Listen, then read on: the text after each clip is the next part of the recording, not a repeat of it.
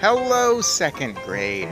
We just found out in the last chapter that Mr. and Mrs. Jenkins, Bruno's parents, not the happiest campers on their vacation, and they don't really want to deal with Grandma, who they think is crazy, and they don't want to hear the news that their son has been turned into a mouse. Yikes. I'm hoping if that happened to me, my parents wouldn't act that way, but then again, you never know. It is crazy and outlandish. We shall see. This next chapter is called The Plan. We've got 500 doses. We want to get it to those witches. We have to have a plan. What are we going to do? How are we going to do it? Who's in charge of what aspect? Follow along and find out. The Plan. When we got back to the bedroom, my grandmother took both me and Bruno out of her handbag and put us on the table. "Why on earth didn't you speak up and tell your father who you were?" she asked Bruno. "Because I had my mouth full," Bruno said. He jumped straight back into the bowl of bananas and went on with his eating. Oh my gosh, this kid doesn't stop. "What a very disagreeable little boy you are," my grandmother said to him.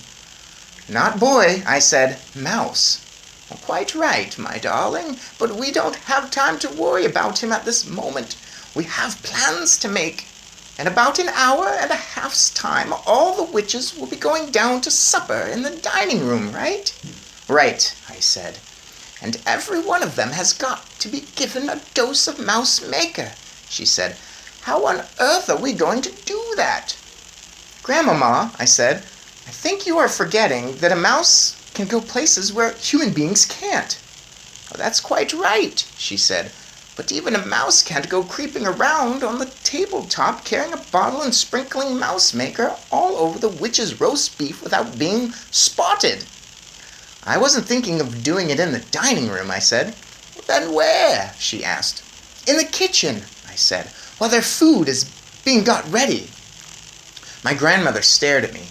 "My darling child," she said slowly, "I do believe that turning you into a mouse has doubled your brain power." "A little mouse," I said, "can go scuttling round the kitchen among the pots and pans, and if he's very careful, no one will ever see him." "Brilliant!" my grandmother cried out. "By golly, I think you've got it." "The only thing is," I said, "how will I know which food is theirs? I don't want to put it in the wrong saucepan. It would be disastrous if I turned all the other guests into mice by mistake, and especially you, Grandmama." "Then you'll just have to creep into the kitchen and find a good hiding place and wait and listen. Just lie there in some dark cranny listening to what the cooks are saying. And then, with a bit of luck, somebody's going to give you a clue. Whenever they have a very big party to cook for, the food is always prepared separately." "Right," I said. "That's what I'll have to do. I shall wait there, and I shall listen, and I shall hope for a bit of luck." "It's going to be very dangerous," my grandmother said. "Nobody welcomes a mouse in the kitchen. If they see you, they'll squash you to death." "I won't let them see me," I said. "Well, don't forget you'll be carrying the bottle," she said, "so you won't be nearly so quick and nippy." "I can run quite fast standing up with the bottle in my arms," I said. "I did it just now. Don't you remember? I came all the way up from the Grand High Witch's room carrying it." "What about unscrewing the top?" she said. "That might be difficult for you." "Let me try," I said. I took hold of the little bottle, and using both my front paws, I found I was able to unscrew the cap quite easily. "Well, that's great," my grandmother said. "You really are a very clever mouse." She glanced at her watch. "At 7:30, she said, "I shall go down to the dining room for supper with you in my handbag. I shall then release you under the table together with the precious bottle, and from then on you'll be on your own. You will have to work your way unseen across the dining room to the door that leads into the kitchen. There will be waiters going in and out of that door all the time. You will have to choose the right moment and nip in behind one of them. But for heaven's sake, be sure that you don't get trodden on or squeezed in the door." "I'll try not to," I said. "And whatever happens, you mustn't let them catch you." "Don't go on about it, Grandmama. You're making me nervous." "You're a brave little fellow," she said. "I do love you." "What shall we do with Bruno?" I asked her. Bruno looked up. "I'm coming with you," he said, speaking with his mouth full of banana. "I'm not going to miss my supper."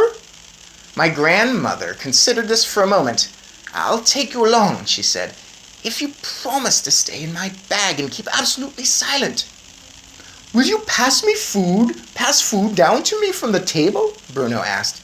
"Yes," she said, "if you promise to behave yourself." "Would you like something to eat, my darling?" she said to me. "No, thank you," I said. "I'm too excited to eat, and I've got to keep fit and frisky for the big job ahead." "It's a big job, all right," my grandmother said. "You'll never do a bigger one." There you have it. The plan is in place. He can carry that bottle. He can zip around with that thing. He can even unscrew it with his tiny little mouse paws.